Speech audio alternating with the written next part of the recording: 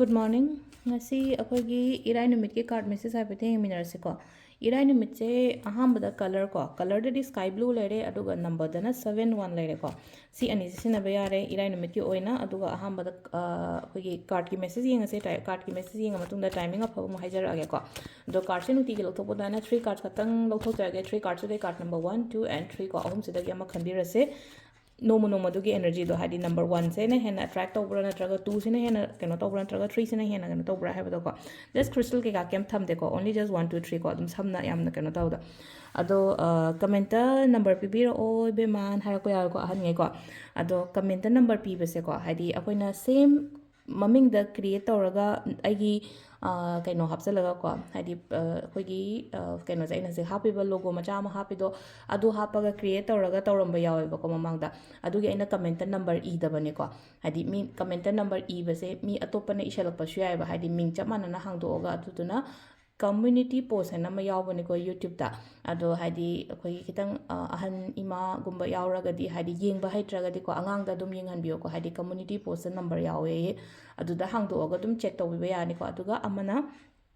Instagram ki profile da yawbane ko adum mathak da dum iraga yawbane ko adudi mina semdokpa yaba number nate aduna Instagram ki profile natraga community post number yawbane aduda yoina check tawbiyo ko number thiba khangde en harapoda ado kaino lere ko ado sida card ahum kata lothokjaraga nuti gi lothokpodana card number 1 2 and 3 ko hadi ahamba se kansira ani shuba kansira natraga ahum shuba kansira habdo ahamba choose tawbo ngai ko positive card ko positive card se sida ko hadi mutual benefits gumba laiba ko hadi mutual benefit da punna kana minaba ko punna kana minaba gumba laiba ko hadi mina respect gumba tawiba aigi thawang mafam da kai da ko ado amuka hena so ko hadi focus tawba ngamgani ko thabak tawba matam da focus tawba ngamgani mingon da gi help kumba so phangani aina su mi gi mateng hai tare ko aina help tawba natraga mina help tawpa kumba adum bakar su dum leiri ko hadi first card su ko ani shuba sinna ko hadi sida leise ko ishor ningbase hai tare ko nahangai se aise lai ningdaba mine na khalase ko hadi sangdabana ni khangde khangdabana ni khangde keno tawbni khangde ko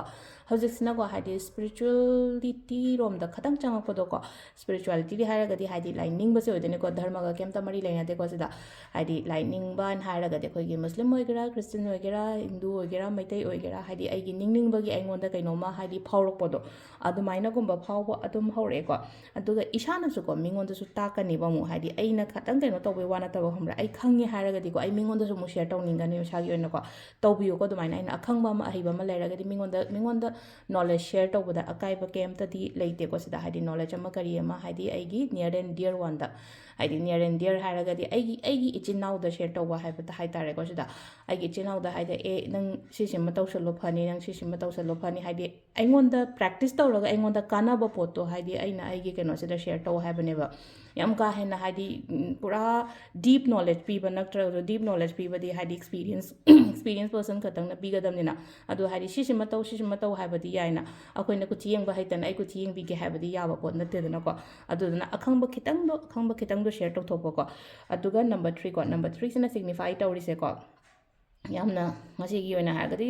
emotionally stable oigani ko hadi emotional stable oiragadi wakan khanba matam do ko yamna stable oiraga nena ta na phajana phamdaraga hadi kai thaba inkhang tawbo ko pangthok pasung ngamgani aduga supportive oina hai tare ko aigi damakta hai tare ko female figure ama adum kandi ngasi se help kumba tawbiba imani khangde icheni khangde amani khangde aina kenom chatoine ga haraga sumoina full support kumba tawbiba kopiba adum bagi sign ama su lairi ko aduga timing sina ayuki pung 5 ga minute 5 dagina pung 5 ga minute 52 phawng lere dagi 38 ga minute 32 dena pung 12 ga minute 38 phawng lere ko adagi nunhingina pung 3 ga minute 38 dena pung 3 ga minute 38 phawng lere nungdangina 3 ga minute 52 dena 8 ga minute 38 phawng lere ko aduga akhoi ahingina ko 38 ga minute 32 ga 38 dagina pung 3 ga minute 35 phawbo ko sisina khoi gi ngasigi oina afaba timing ko adu sise golden time na ina hai ko nuti gi piri base hot pa yaba ne ko hot pa yaba se hadi hot pa do khetang khara kaino tawni ko hadi phajana ko khetang thada draga di aina mamang do hot pa gi ko hadi matam noma gi matam hot pa se ko ꯁꯤꯌꯔꯗꯤ ꯇꯧꯈꯤꯕꯅꯦꯕ ꯍꯥꯏꯗꯤ ꯈꯤꯇꯪꯗꯤ ꯀꯨꯏꯔꯦ ꯂꯥꯁ year ꯑꯩꯅ ꯁꯤꯌꯔ ꯇꯧꯕꯅꯦ ꯑꯗꯨꯗꯣ ꯍꯣꯏ ꯑꯗꯣ ꯑꯩꯅ ꯅꯨꯡꯇꯤꯒꯤ ꯍꯥꯏꯔꯕꯅꯤꯅ ꯍꯣꯠꯇ꯭ꯔꯁꯨ ꯌꯥꯔꯦꯀꯣ ꯌꯥꯕꯕꯨꯗꯤ ꯑꯩꯅ ꯍꯥꯟꯅ ꯍꯣꯠꯇꯣꯛꯑꯒ ꯌꯦꯡꯉꯕꯅꯤ나 ꯑꯗꯨ ꯁꯤꯗꯀꯣ ꯍꯥꯏꯗꯤ ꯇꯥꯏꯃꯤꯡꯁꯤꯒꯤ ꯃꯇꯨꯡ ꯏꯟꯅ ꯁꯨꯝ ꯊꯕꯛ ꯇꯧꯕ ꯍꯥꯏꯇꯥꯔꯦ ꯀꯣꯜꯃꯛꯇ ꯇꯧꯔꯦꯅ ꯈꯜꯂꯁꯦ ꯃꯤꯉꯣꯟꯗ ꯐꯣꯟꯃꯛꯇ ꯇꯧꯔꯦ ꯏꯃꯦꯜꯃꯛꯇ ꯊꯥꯔꯦ ꯅꯠꯇ꯭ꯔꯒ ꯑꯩ ꯌꯨꯝꯗꯒꯤ ꯊꯣꯛꯄꯒꯤ ꯇꯥꯏꯃꯤꯡ ꯍꯥꯏꯇꯥꯔꯦ ꯁꯤꯒꯨꯝꯕ ꯇꯥꯏꯃꯤꯡꯁꯦ ꯍꯥꯏꯐꯦꯠ ꯌꯦꯡꯉ ꯇꯧꯕꯤꯌꯣꯕ ꯑꯣꯐꯤꯁꯇ ꯂꯩꯔꯒꯁꯨꯀꯣ ꯑꯩ ꯑꯣꯐꯤꯁ ꯑꯋꯥꯔ ꯍꯥꯏꯗꯤ ꯄꯨꯡ 8ꯁꯦ 9ꯁꯦ ꯐꯠꯇꯦꯅ ꯌꯨꯝꯗ ꯐꯝꯃꯒ ꯂꯩꯕꯗꯤ ꯌꯥꯕꯗꯤ ꯅꯠꯇꯦꯅꯀꯣ ꯑꯗꯨꯒ ꯑꯣꯐꯤꯁꯇꯒꯤ ꯑꯃꯨꯛ ꯑꯩꯅ ꯊꯕꯛ ꯑꯇꯩ ꯇꯧꯗꯣꯏꯅꯦ ꯈꯣꯠꯇꯣꯏꯅꯦ ꯍꯥꯏꯗꯤ ꯀꯣꯂꯤꯡꯕꯨ ꯇꯧꯗꯣꯏꯅꯦ ꯈꯜꯂꯁꯦ ꯏꯃꯦꯜ ꯑꯃꯨꯛ ꯊꯥꯗꯣꯏꯅꯦ ꯈꯜꯂꯁꯦ ꯑꯇꯥꯔꯒꯗꯤ ꯁꯤꯒꯤ ꯄꯔꯐꯦꯛ ꯇꯥꯏꯃꯤꯡꯁꯤꯗꯀꯣ ꯅꯣꯡꯃꯒꯤ ꯍꯥꯏꯗꯤ ꯖꯇ꯭ꯔꯥ ꯍꯥꯏꯗꯤ ꯀꯩꯅꯣ ꯑꯇꯣꯞꯄ